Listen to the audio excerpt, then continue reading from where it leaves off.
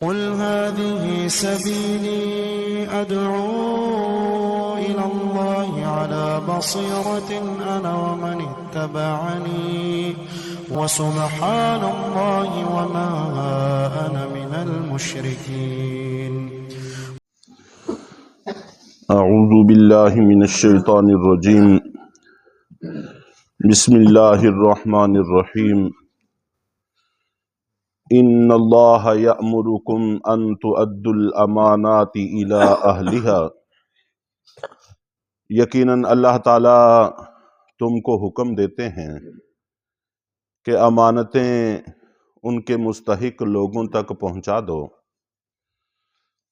اس آیت کے شان نزول کو سمجھنے کے لیے تھوڑا سا پس منظر ذہن نشین کر لینا مناسب ہوگا کہ زمانہ جاہلیت سے ہی یہ ترتیب چلی آ رہی تھی کہ کعبہ کی مختلف خدمتیں مختلف لوگوں کے سپرد ہوتی تھیں، اور جن لوگوں کو کسی خدمت کے لیے منتخب کیا جاتا تھا وہ عام لوگوں میں بڑے معزز اور ممتاز شمار کیے جاتے تھے. اور پہلے بھی اس موضوع پر ایک دفعہ کافی تفصیل سے بات ہوئی تھی کہ بیت المقدس پہلے انبیاء اکرام کے زمانے میں اس کی خدمت پر بھی کئی سارے لوگ مامور ہوتے تھے، جن میں نبی بھی شامل ہوتے تھے، اور اس وقت بھی مسجدوں کی خدمت کو بڑی سعادت کی چیز سمجھا جاتا تھا. اور آج ہم لوگ مسجد کی خدمت کو سعادت کی چیز نہیں سمجھتے.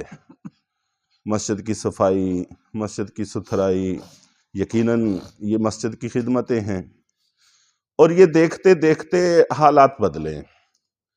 ہمارے اپنے بچپن کے زمانے میں بھی علاقوں کے، گاؤں کے معززین مسجد کی صفائی ستھرائی کو اپنے لیے بڑی سعادت کی چیز سمجھتے تھے، لیکن ہم اس وقت یکسر اس سے بیگانہ ہو گئے ہیں، جو کہ کسی طور پر بھی مناسب اور درست نہیں ہے.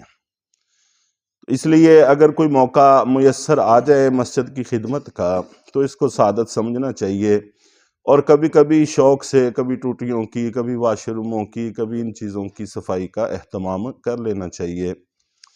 توڑ پھوڑ کوئی چیز ایسی ہو اس کو درست کر لینا، اس کو صحیح کر لینا، اس کو بدل لینا، یہ خدمات ہیں جو ہمیں سر انجام دینے کی کوشش کرنی چاہیے.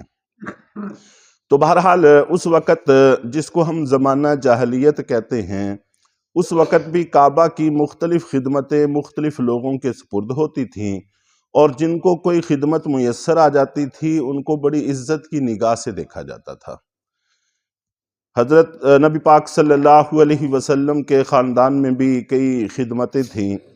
حضرت عباس رضی اللہ تعالیٰ عنہ ان کے سپرد پانی پلانا تھا، زمزم کا پانی حاجیوں کو پلانا، اور وہ اس کو بڑی سعادت سمجھتے تھے. اور اسی طرح حضرت نبی پاک صلی اللہ علیہ وسلم کے دوسرے چچا جناب ابو طالب کے سپرد بھی خدمت تھی. تو انہی خدمتوں میں سے ایک خدمت حضرت عثمان ابن طلحہ رضی اللہ تعالیٰ عنہ کے سپرد تھی. بعد میں مسلمان ہو گئے تھے، لیکن جس وقت کا یہاں پر قصہ منقول ہے شان نزول میں، اس وقت تک کبھی وہ مسلمان نہیں ہوئے تھے. تو عثمان بن طلحہ کے سپرد چابی تھی. ان کی ذمہ داری تھی وقت پر کعبہ کا دروازہ کھولنا، وقت پر بند کرنا. چنانچہ وہ خود نقل کرتے ہیں کہ پیر کے روز اور جمعرات کے روز ہم کعبہ کا دروازہ کھولا کرتے تھے، اور لوگ کعبہ میں داخل ہونے کی سعادت حاصل کیا کرتے تھے.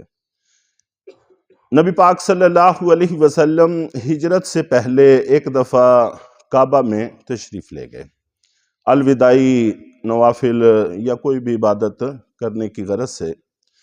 وہاں پر جا کر عثمان بن طلحہ سے کعبہ کی چابی مانگی کہ میں اندر جا کر کچھ عبادت کرنا چاہتا ہوں. تو عثمان بن طلحہ نے نہ صرف یہ کہ چابی نہیں دی، بلکہ آپ کے ساتھ ناخوشگوار ماحول میں گفتگو کی، جس کو نبی پاک صلی اللہ علیہ وسلم نے بڑی خندہ پیشانی سے برداشت فرمایا. اور اس کے بعد آپ نے ارشاد فرمایا کہ عثمان، وہ وقت کیسا ہوگا کہ جس وقت یہ چابیاں میرے ہاتھ میں ہوں گی، اور پھر مجھے اختیار ہوگا، میں جس کو چاہوں گا دے دوں گا۔ تو عثمان بن طلحہ نے اس وقت کہا کہ اس وقت تو قریش ذلیل اور برباد ہو جائیں گے۔ ظاہر ہے کہ جب تک قریش عزت کی حالت میں اور طاقت کی حالت میں موجود ہیں تب تک تو یہ ممکن نہیں ہے۔ تو اللہ کے نبی صلی اللہ علیہ وسلم نے فرمایا کہ نہیں، اس وقت قریش آباد اور عزت والے ہو جائیں گے۔ چنانچہ آج تک آپ کے خاندان ہونے کی حیثیت سے سارے ہی مسلمان اس خاندان کو عزت کی نگاہ سے دیکھتے ہیں، اور واقع میں بھی اللہ نے عزت عطا فرما دی۔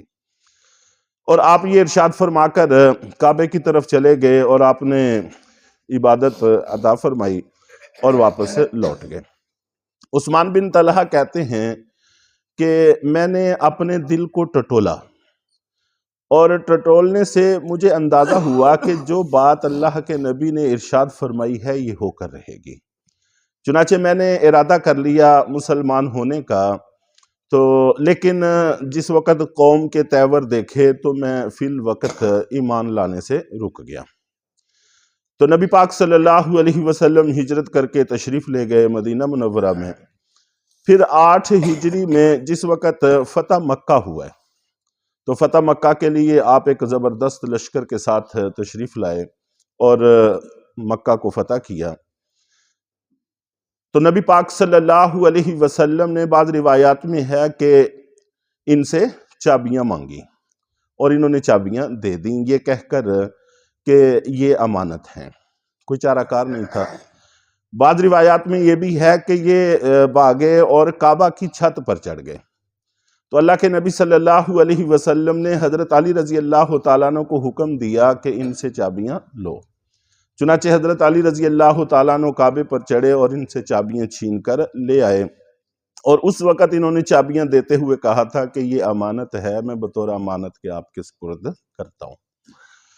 اور بعد میں یہ بھی ہے کہ حضرت علی رضی اللہ تعالیٰ عنہ نے از خود ان سے چابیاں چھینی تھیں کہ اللہ کے گھر بیت اللہ کے ذمہ دار متولی یہ ایمان والے ہی ہو سکتے ہیں، متقی لوگ ہو سکتے ہیں، قرآن پاک میں ہے۔ تو کافر اور مشرک لوگوں کا اس کے ساتھ اب کوئی تعلق باقی نہیں رہا۔ تو حضرت علی رضی اللہ تعالیٰ نے جب چابیاں ان سے چھینی تو اس وقت انہوں نے کہا تھا کہ امانت کے طور پر دیتا ہوں، اور پھر روتے ہوئے اللہ کے نبی صلی اللہ علیہ وسلم کے پاس آئے اور آ کر کہا کہ مجھ سے حضرت علی رضی اللہ تعالیٰ نے چابیاں چھین لی ہیں۔ تو اس پر اللہ کے نبی صلی اللہ علیہ وسلم نے حضرت علی رضی اللہ تعالیٰ عنہ کو بلایا اور بلا کر پوچھا کہ کیا آپ نے ان سے چابیاں چھینی ہیں؟ تو انہوں نے فرمایا، عرض کیا کہ جی ہاں اللہ کے رسول، میں نے ان سے چابیاں چھین لی ہیں، اس لیے کہ قرآن کا فیصلہ ہے کہ مشرک اور کافر کا اللہ کے گھر کے ساتھ کوئی تعلق نہیں ہے، یہ مسلمانوں کا معاملہ ہے۔ چنانچہ میں نے یہ چابیاں ان سے لے لی ہیں۔ تو اللہ کے نبی صلی اللہ علیہ وسلم نے وہ چابیاں اپنے ہاتھ میں لیں اور تبسم فرمایا اور چابیاں ان کو دے دیں، اور کہا کہ یہ چابیاں اب تمہارے پاس رہیں گی قیامت تک، جو بھی تم سے لینے کی کوشش کرے گا وہ تم پر ظلم کرے گا، وہ ظالم ہوگا۔ مقصد یہ ہے کہ کوئی بھی تم سے چابیاں نہیں لے گا، اب قیامت تک یہ تمہارے پاس ہی رہیں گی، تمہارے خاندان کے پاس ہی رہیں گی۔ چنانچہ آج تک وہ چابیاں اسی خاندان میں چلی آ رہی ہیں۔ تو عثمان بن طلحہ خود نقل کرتے ہیں کہ میں چابیاں لے کر ہنسی خوشی جب واپس مڑا تو اللہ کے نبی صلی اللہ علیہ وسلم نے پھر مجھے طلب فرمایا اور بلا کر کہا کہ وہ وقت یاد کرو، 8 سال گزر گئے تھے۔ تو عثمان بن طلحہ اس واقعے کو جو ہجرت سے پہلے کا تھا اس کو بھول گئے تھے، تو فرمایا کہ اس بات کو یاد کرو جب میں نے کہا تھا کہ چابیاں میرے ہاتھ میں ہوں گی اور میں جس کو چاہوں گا دوں گا۔ تو اس پر عثمان بن طلحہ نے کہا کہ واقعی جو بات آپ نے ارشاد فرمائی تھی وہ سچ ہوئی، اور میں کلمہ پڑھ کے مسلمان ہو گیا۔ تو جہاں اور مکہ کے بہت سارے لوگ مسلمان ہوئے تو یہ بھی اس وقت مسلمان ہوئے۔ تو حضرت عمر رضی اللہ تعالیٰ عنہ نقل کرتے ہیں کہ اللہ کے نبی صلی اللہ علیہ وسلم جب کعبے سے باہر تشریف لا رہے تھے تو اس وقت آپ کی زبان اقدس پر یہ آیت تھی، ان اللہ یأمرکم ان تؤدوا الامانات الی اہلھا، کہ یقیناً اللہ تم کو حکم دیتے ہیں کہ امانتیں ان کے مستحق لوگوں تک پہنچا دو۔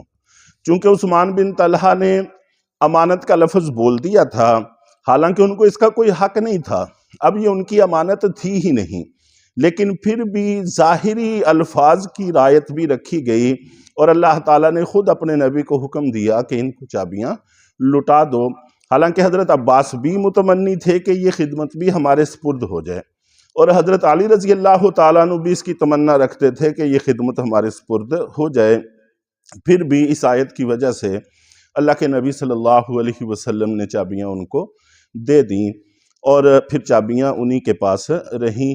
تو گویا کہ یہ آیت کعبہ کے اندر نازل ہوئی ہے، بیت اللہ کے اندر نازل ہوئی ہے، اور حضرت عمر رضی اللہ تعالیٰ عنہ کہتے ہیں کہ اس سے پہلے ہم اس آیت کو نہیں جانتے تھے، یہ آپ سے ہم نے نہیں سنی تھی۔